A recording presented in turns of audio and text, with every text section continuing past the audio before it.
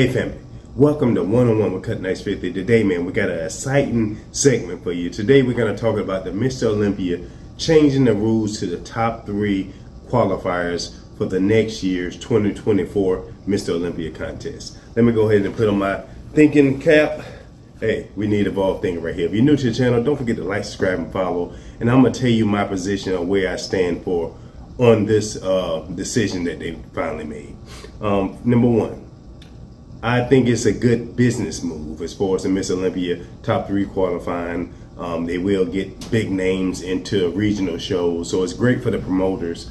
It's great for the Olympia contest, for bodybuilding, as far as getting the big names, the fans who will love it.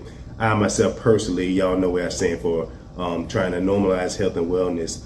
I don't agree with it just because it's more dangerous for the bodybuilders.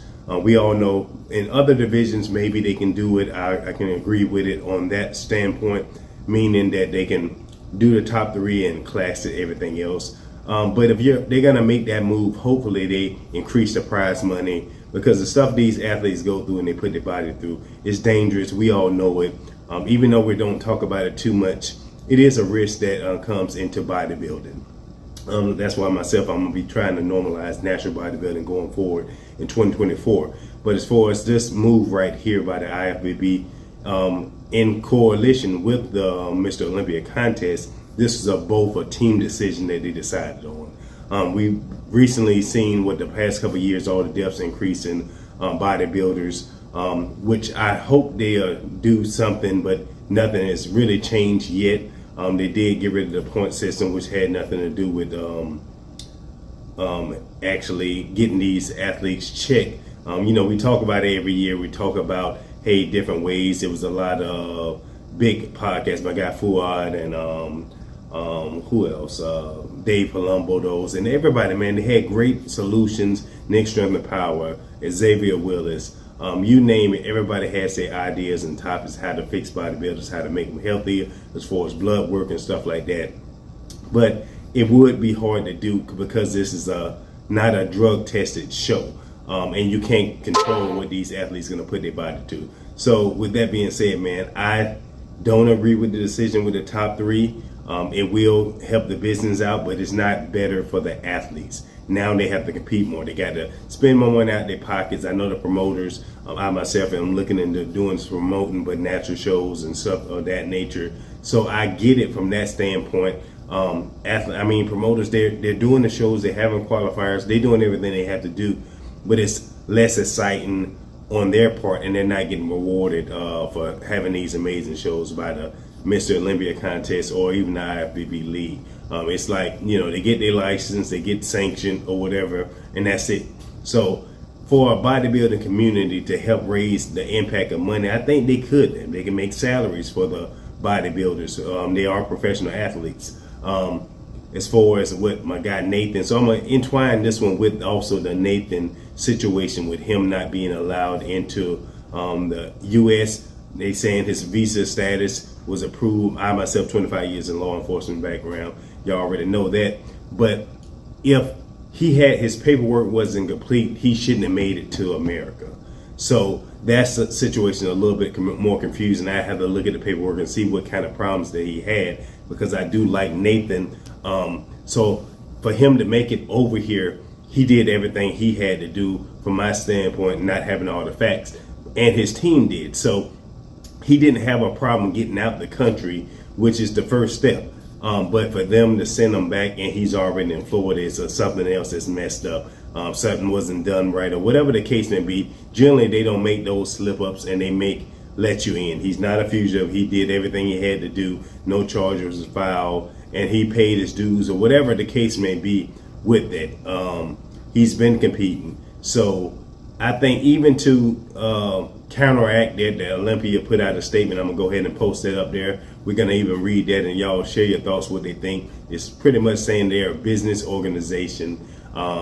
It is a case-by-case situation that they do come into it, and it's pretty much left up to the government in the states and the countries that these athletes come from to also get their visa paperwork. They send that letter saying that these are professional athletes and they're pretty much gonna compete in the Mr. Olympia contest. But from my background, they can do something, because saying if I'm going overseas to work, I played football over there in Europe, you can get what's called a work permit. That can help a lot of these athletes come from whatever country they're coming from. They can already won their show, they qualified. You can submit that work permit way before. They're still going to do the security checks as far as background, make sure everything else is in check. So they have months in advance to get all these things situated. So these athletes can get in the show. You want the best of the best at the Mr. Olympia contest. So they can, it is a job for them, but you can also do other things. Hey, these athletes who are getting these work permits to compete at your show, now they have to do media outlets. They have to do social media things. So it can be a connected business to help each other out, so these athletes can come. Maybe they can't speak English too good, but they can do a social media interview or statement or reel, whatever the case may be, in their country for their language for the Mr. Olympia whatever contest, and on Mr. Olympia social media platforms or YouTube can monetize that to help each other out. So those are just options that I had. I got plenty more, man. This is my forte right here. This is what I've been doing, and I wouldn't mind answering any questions that anybody might have as far as actually helping these athletes out, because I was a professional athlete myself, traveled the country, different states, all the other stuff. Even though I didn't have got into trouble like Nathan or some of these other athletes haven't been in trouble. So we can't say it's just that. We do know that politics does come into play from some countries that's going on. Hadi had it bad coming up, but look what his coach did. He pretty much, he works for his company, so it's easy to go through. They can follow that same outlet or that same platform that he followed and guideline to get these guys in with the Mr. Olympia. I don't know if they reached out to him or talked to him about this situation, but they can follow the same guideline to make it happen for all the athletes. So my standpoint is this: making the top 3 qualify and open is not a great idea. It is better for business, but it's harmful for these athletes, meaning they have to use more drugs, they have to compete more. Now they don't have that off time to get healthy, clean their bodies out. So will we really get the best of that athlete at the next year Mr. Olympia contest? Saying if they place top 4, top 5, of course Brandon, Rami, all those who pass Mr. Olympia winners, they qualify for life, so it don't matter for them. But literally, once we look at the predictions for this year, that top 5 or 6 can win the Olympia. So now you're taking out big names who can potentially qualify. I say maybe even top 4. Bring back the point system. They can do a whole lot of other things to help this decision get better, but making these guys compete more is not a healthy option. And I know it's going to come at a detriment to the athletes. You have to increase the prize money. You got to reward some of these athletes for doing the things that they're going to have to do to make it to the Olympia for that next year. So as a big believer, I'm a big fan of classic bodybuilding, men's physique, wellness, bikini, you name it, all the women's divisions. I love them also. So even for them, I believe the prize money needs to go up at the Mr. Olympia. Like I said before, I know it's business, but wellness is big all around the world. Physique is huge all around the world. So you have those, like classic is pretty much the most watched show out there in the world. Yes, they love the freaks, but you want to talk about numbers. That's men's physique has the numbers. Of course, they don't have the popularity and stuff like that, but they do have the numbers, and they get a lot of money from that division itself. So increasing the prize money for all the divisions, 50,000 is not enough, and now that's just at the Mr. Olympia contest. Now we're talking about regional shows. You have to increase it, but it has to be a team effort. Promoters behind the scene, they spend a lot of money trying to get these shows, so they can't do it on their own by increasing the prize money. That's by advertising, getting other athletes to do stuff for your shows as far as social media platforms, growing the show, the live streams, everything else. Gilco Productions makes amazing videos. So it's plenty of collaborations that can be done to actually increase the eyes that's going on bodybuilding, to help the athletes, to help the business side of it, to keep growing this business. It's plenty of things out there. So I think they can do it. Like I said before, you can reach out to me anytime you want to. I'm happy to assist. make these transitions even better. I've been doing this for a long time now. So I think they can make it happen. Will they? Who knows? A lot of people have great ideas. You got Phil Heath out there. He's been talking about this for a while. He has amazing ideas. Oh, Kai Green has amazing ideas. Why don't you think these guys came back and did other shows and stuff like that? Because they know that their health is wealth. Y'all know that's one of my taglines. I've been talking about this always. Yes, you're going to pay a price for competing in bodybuilding at that level with the stuff you have to do for your body.